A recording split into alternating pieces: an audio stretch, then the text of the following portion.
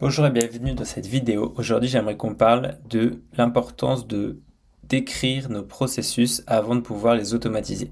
Pourquoi? Parce que si c'est pas écrit, on ne sait pas où est-ce qu'on va, on ne sait pas qu'est-ce qu'on veut automatiser, on ne sait pas qu'est-ce qu'on veut, où est-ce qu'on veut simplifier la vie. La deuxième chose, c'est de se dire pourquoi est-ce qu'on veut automatiser?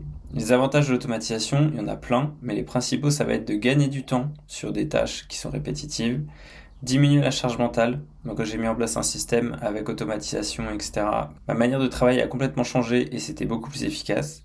Et enfin, ça permet de se concentrer sur l'essentiel, que ce soit pour soi-même dans sa vie perso ou pro ou pour ses clients. Donc le plus important quand on commence dans l'automatisation, ça va être de définir le processus. En fait, le processus, qu'est-ce que c'est? C'est tout simplement les différentes étapes qu'on va suivre pour obtenir un résultat donné.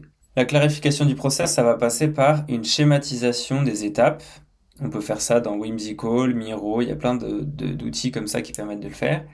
On va noter nos grandes étapes du processus et en fait le fait de les écrire, ça permet de bien comprendre comment on fait. Et d'ailleurs même avant de d'écrire ce process, il est très important de le faire à la main plusieurs fois pour trouver les méthodes pour une bonne méthode pour le faire. Une fois qu'on va avoir défini les différentes étapes, on va pouvoir voir quelles sont les informations à intégrer et ensuite quels sont les outils qu'on utilise. Mettre tout ça sur le schéma, ça va permettre de savoir à quel moment on utilise quel outil. Cette manière de faire pour définir le processus, c'est ma méthode que j'utilise pour faire des outils internes ou des automatisations.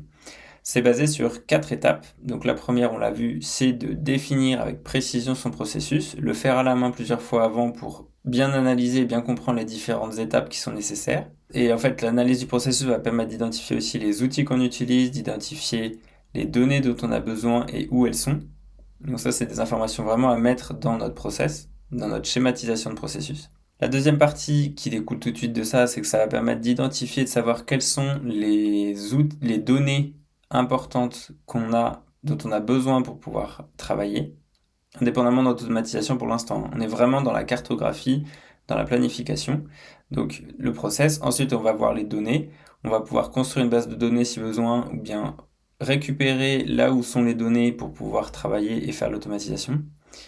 Ensuite, on va pouvoir faire une interface utilisateur pour les parties qui restent manuelles. Je vous parlerai à la fin d'un exemple pour faire ça. Et enfin, la partie automatisation qui va venir faire modifier, faire bouger entre guillemets les différentes les informations d'une étape à une autre en les modifiant, les transformant en fonction de ce qu'on va faire comme automatisation.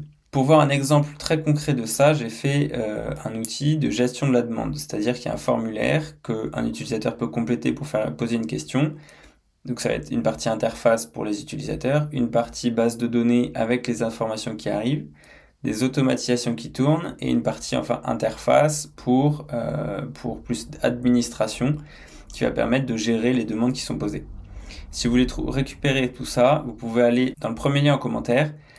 Vous avez le lien vers un formulaire, vous mettez votre mail et vous répondez à une question et vous allez pouvoir accéder directement à la masterclass que j'ai faite pour vous montrer et vous accompagner pas à pas sur la manière de construire cet outil. Un lien pour dupliquer la base de données et l'interface que j'ai construite dans Airtable et la checklist pour reproduire exactement le même système que ce que j'ai fait. On a commencé par ça, on va finir par ça, c'est qu'il est très important de poser, limite avec un papier et un crayon s'il faut, parce que, et je l'ai fait plusieurs fois pour différents process que j'ai pu faire, c'est que ça permet en fait de limiter la distraction, ça c'est sûr, mais aussi d'être obligé de réfléchir à comment on travaille pour comprendre comment on fait, l'écrire, le poser, et ensuite on va pouvoir réfléchir sur cette manière de faire. Complétez le formulaire pour accéder à toutes les informations. Abonnez-vous à ma chaîne YouTube si ce n'est pas déjà fait pour recevoir les prochaines vidéos. Merci d'avoir regardé cette vidéo, bonne journée et à la prochaine.